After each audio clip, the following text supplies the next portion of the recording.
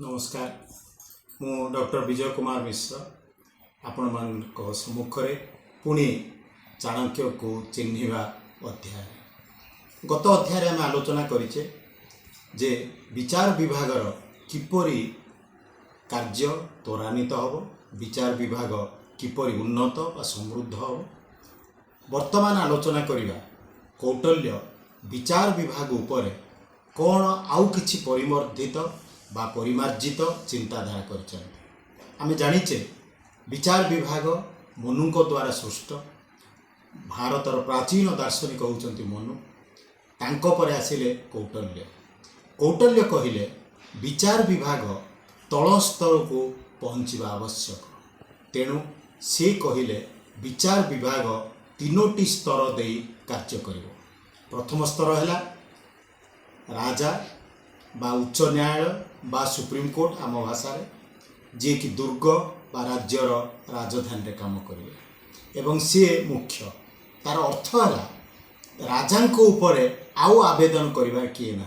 The supreme court the highest court of appeal आज जहाँ आम कहे आवेदनर शेष तेणु राजा होचंते प्रशासन बा विचार प्रशासन जुडिशियल एडमिनिस्ट्रेशन विचार प्रशासन मुख्य तांको सहित मंत्री पारिषद आईनज्ञ राजधानी रे से माने कार्य करेंगे ये है प्रथम सोपान ता तल सोपान है कौटल्य कहते भ्राम्यमाण अदालत कौन जे लोक माने राजधानी को जाई से माने कार्य करने कष्ट हम तेणु राजा बेले बेले बुली बा भ्रमण करी विभिन्न प्रकार कार्य करें एवं आकु आमे कहूचे बेले बेले मोबाइल कोर्ट बा इटिनेरांट कोर्ट एवं ए कोर्ट बेले बेले विभिन्न स्थान रे कार्य करिथा जेमिति आपणकर हाईकोर्ट रो विभिन्न बेंच जेमिति हाईकोर्ट रो विभिन्न बेंच आमे आज दाबी करूचे अभिभक्त कोरापुट जिल्ला रे हो किए दाबी करिवो ना हाईकोर्ट रो बेंच संबलपुर जिल्ला रे हो जेहेतु लोक माने कटक हाईकोर्ट बा उच्च न्यायालय को जाई परिबे नाही से माने एई जगह रे कार्य करि परिबे तेणु ये होची एक इटिनेरांट कोर्ट बा भ्राम्यमाण अदालत एवं एही अदालत कौन करिवे विभिन्न समय रे लोक माननकु विभिन्न कार्य रे साहाय्य करिवे एवं से माने न्याय दबा पई कार्य करिवे जार ना होची भ्राम्यमाण अदालत मोबाइल कोर्ट बा इटिनेरांट कोर्ट देखंतु हजार वर्ष तले मध्य दूरदर्शी कौटल्य किपरि भ्राम्यमाण अदालत कथा चिंता करथिले तापर आसिला जे कार्यनिर्वाही विचारालय कौन धरंतु आपणकर जमी जमा संक्रांत किछि आवेदन बा किछि विचार बा केस बा मोकद्दमा आसेला निर्दिष्ट लोक तार विचार करेंगे जेमिति आमे कहूचे आजिकल भाषा रे civil court criminal court family court इत्यादि ठीक से ही पड़ी एग्जीक्यूटिव कोर्ट बा विभिन्न निर्दिष्ट विचारालय निर्दिष्ट मोकद्दमा विचार करेंगे ताहले बंधुगण कौटल्य आईन दृष्टि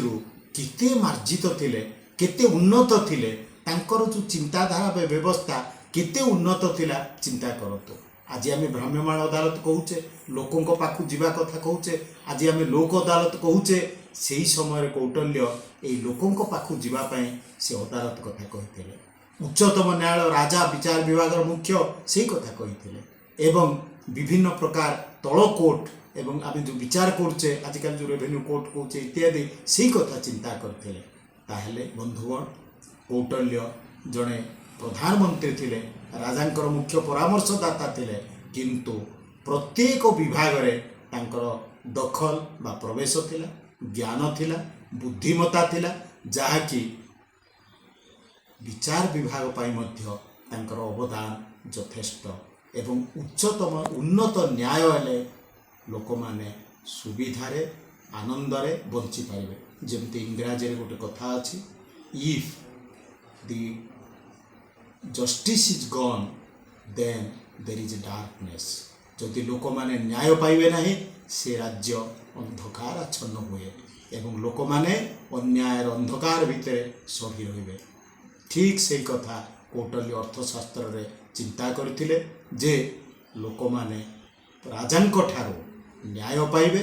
ଅନ୍ୟାୟର ଦଣ୍ଡ ହେବ ବା ଅନ୍ୟାୟକୁ ଦଣ୍ଡ ଦିଆଯିବ ଏବଂ ଅନ୍ୟାୟକୁ ପ୍ରତିରୋଧ କରାଯିବ। ରାଜା ସବୁବେଳେ ନ୍ୟାୟବାନ ରହିବେ। ଏପରିକି ରାଜାଙ୍କର ବନ୍ଧୁବାନ୍ଧବ ବା ରାଜାଙ୍କର ଜ୍ଞାତି କୁଟୁମ୍ବ ବି ଯଦି ଅନ୍ୟାୟ କରନ୍ତି ସେମାନେ ବି ଦଣ୍ଡଯୋଗ୍ୟ ହେବେ। ତେଣୁ